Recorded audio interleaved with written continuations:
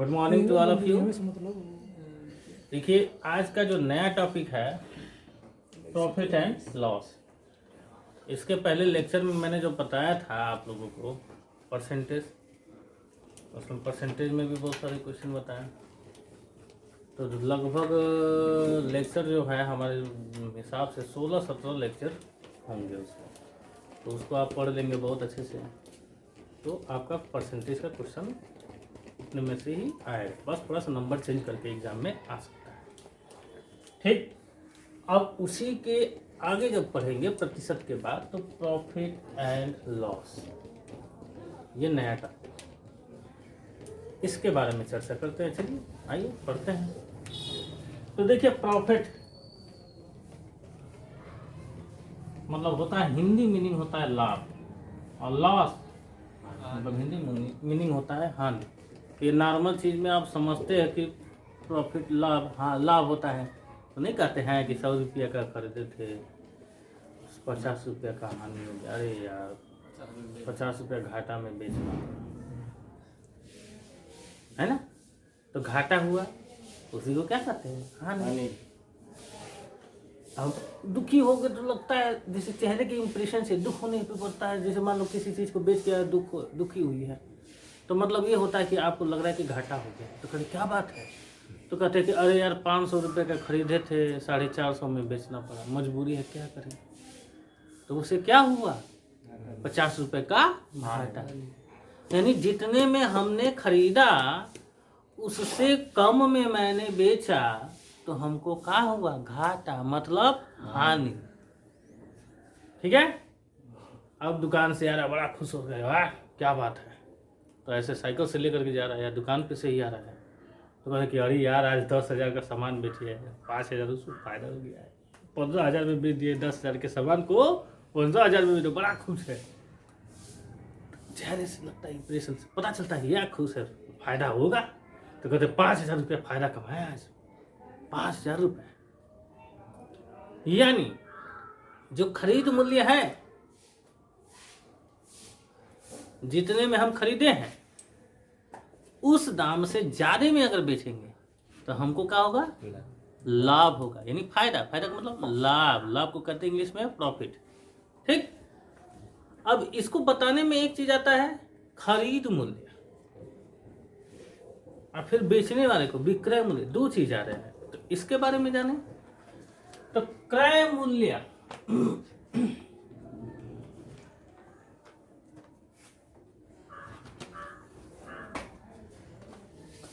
क्रय मूल्य का मतलब खरीद मूल्य, खरीद मूल्य। जैसे आप क्या करते हैं, जैसे आपका ही दुकान, बहुत सारे लोगों का दुकान होगा ही, आप लोग क्या करते हैं, जैसे मैं ही हूँ, मैं एक दुकान खोल दी, कपड़े का ही दुकान खोल दी, चलो, तो मैं कहीं से खरीद के लाऊंगा, खरीद के लाया हूँ, तो उसमें टोटल खर्चा वर्चा है। तो जैसे मान लो 1 लाख रुपए का कपड़ा मैंने खरीद के लाया दुकान से पूरा, वो मेरा मूलधन, मेरा धन जो है उसको खरीदने में 1 लाख रुपये लग गया। तो मैंने खरीद के लाया, तो मेरा धन 1 लाख क्या हुआ, क्रय मूल्य हुआ। क्या हुआ, क्रय मूल्य, जिसको हम बोलते हैं इंग्लिश में कॉस्ट प्राइस। क्या बोलते हैं इंग्लिश में, कॉस्ट प्राइस। इसको बोलते हैं इंग्लिश में कॉस्ट प्राइस। ठीक है, इंग्लिश में बोला जाता है कॉस्ट प्राइस।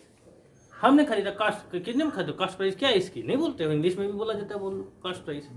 तो हम खरीदे, दुकान पे बैठ गए, अब कुछ लोग आएंगे, खरीदेंगे, देंगे उसे, तो धीरे धीरे करते 1 लाख का सामान जो है हमारा 10 दिन 15 दिन में बिक गया। तो अब हम पूरा हिसाब जोड़े हैं, 1 लाख का खरीदे हैं, पूरा रोजनामचा बनाते हैं ना, लिस्ट बनाते हैं कि इतने दिन में इतना बेचा, इतना खरीदा, इतना वापिस आया, सब लिखा। तो लास्ट में हिसाब करते हैं, तो हमें 10 दिन के बाद पता चलता है कि 1 लाख का मैंने बेच दिया, कितने में बेचा। तो पता चलता है कि 1 लाख में खरीदा, यानी क्रय मूल्य कितना हो गया, 1 लाख।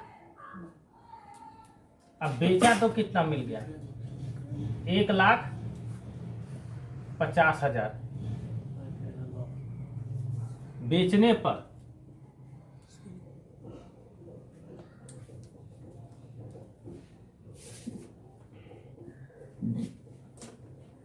बेचा कितने में, या बेचा लिखो, बेचने पर नहीं, बेचा कितने में बेचा, 1,50,000 में। हमने बेचा 1,50,000 में।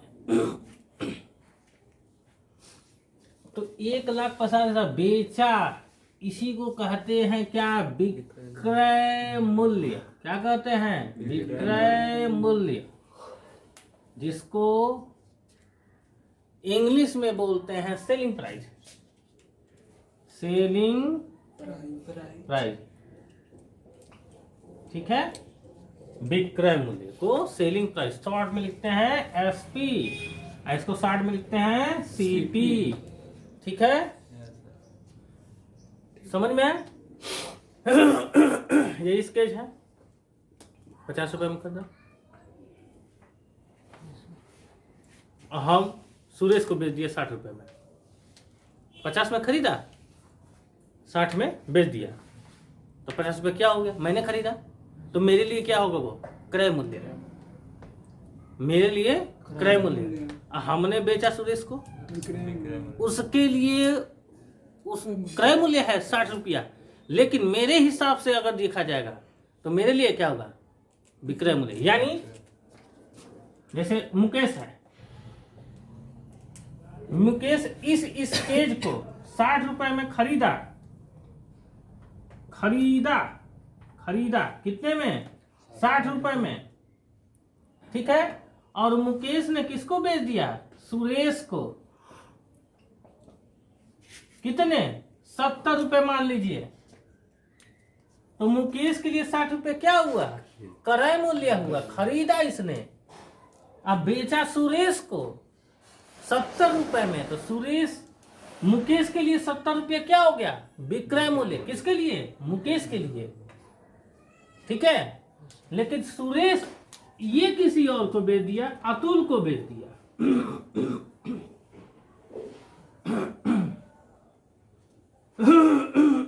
60 रुपए। सुरेश किसको बेच दिया, अतुल को, कै रुपए में, 60 रुपए में। तो अब सुरेश के लिए ये 70 रुपया क्या हो जाएगा, क्रय मूल्य। किसके, सुरेश के लिए। लेकिन मुकेश के लिए क्या होगा, विक्रय मूल्य, क्रय मूल्य, विक्रय मूल्य, ठीक है। अब सुरेश अतुल को बेच दिया 60 रुपए में, तो सुरेश के लिए तो एक क्रय मूल्य होगा, इसके लिए विक्रय मूल्य क्या होगा, सुरेश के लिए 60 रुपए। समझ आया? अब भैया मुकेश जी ने सुरेश को 70 रुपए में बेचा, खरीदा कितने में, 60, अब बेचा 70, यानी जितने में हमने खरीदा उससे ज्यादा में क्या कर दिया, बेच दिया। तो हमें क्या होगा, लाभ। यहाँ पे लाभ यानी कहते हैं कि फायदा हो गया, आ हुआ फायदा, तो हम वही फायदा को कहते हैं लाभ। अब सुरेश बाबू ने अतुल को बेचा, तो क्या हुआ है इसमें, खरीदा है इतने में, अब बेचा है कम में। जितने में खरीदा उससे कम में बेचा है, तो क्या होगा, हानि। हम कहते हैं अरे यार घाटा हो गया, तो सर खुजलाने लगते हो, घाटा होता है सर में, ये सब पता चलता है कि उसको घाटा हुआ है ना। तो ये भी एक तरीका है, सर खुजलाने लगे ना, दुकानदार से खरीद के बेच के आ रहे तो सर खुजलाने, समझ लो कि इसको लग रहा है घाटा है, अच्छा खुश होगा ना, चल पार्टी कराने चलते हैं, तो समझना फायदा होगा। ये भी एक ट्रिक है ना। चलिए, तो ये हुआ, आपको समझाया इसके बारे में। इसके बारे में कुछ क्वेश्चन आप पता है, ठीक है। तो फायदा कब हुआ, लाभ कब हुआ, ये क्लियर होगा। क्रय मूल्य क्या हुआ, विक्रय मूल्य क्या होता है, ये क्लियर हो गया। अब इस पे थोड़ा सा क्वेश्चन बनाते हैं, स्टार्ट करो। चलिए क्वेश्चन करते हैं इस पे, देखिए प्रॉफिट लॉस में। तो लिखा है इसमें, मुकेश एक वस्तु को 500 रुपए में खरीदता है। तो मैंने बताया था कि खरीदने को क्या कहते हैं, क्रय मूल्य। मतलब मैं ही मुकेश हूँ, समझो, मैंने क्या किया, 500 रुपए में एक वस्तु को खरीद लिया, ठीक है।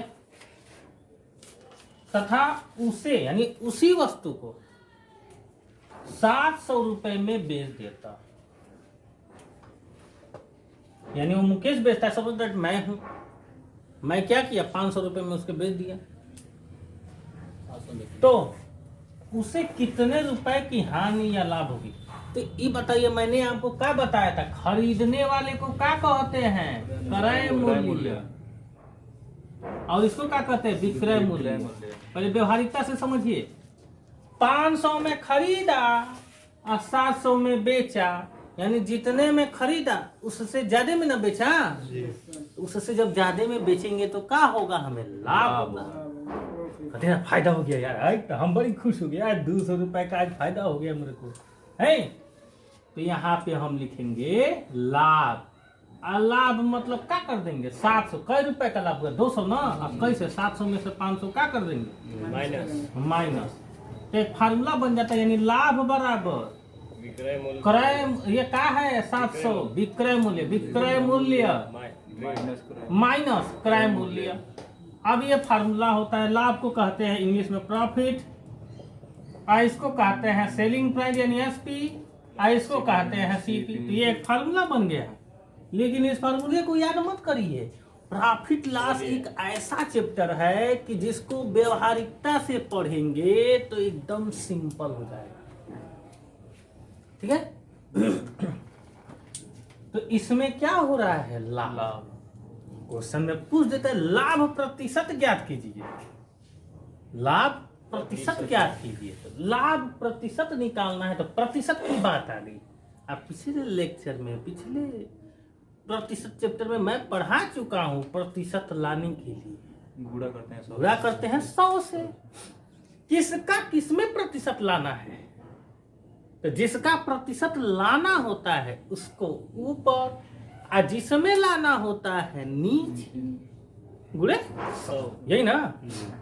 अगर इसी क्वेश्चन में लाभ प्रतिशत या हानि प्रतिशत पूछ दे, इसी क्वेश्चन में लाभ प्रतिशत या हानि प्रतिशत पूछ दे, तो क्या कर देंगे, तो लाभ हो रहा है तो लाभ को कहा ऊपर, यानी लाभ है प्रतिशत निकालना, तो लाभ का नहीं प्रतिशत है, तो उसको कहाँ लिखेंगे ऊपर। कितने का लाभ हुआ, 200 रुपया।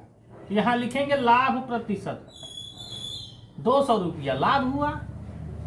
किसमें निकालेंगे, तो कभी भी लाभ और हानि में प्रतिशत, लाभ प्रतिशत या हानि प्रतिशत निकालना हो तो नीचे हमेशा क्रय मूल्य, यानी इसी से तो लाभ या हानि पता चलेगा हमको। इससे बढ़ गया तो लाभ हुआ, ऐसे कम हो गया तो हानि हुआ, यानी क्रय मूल्य।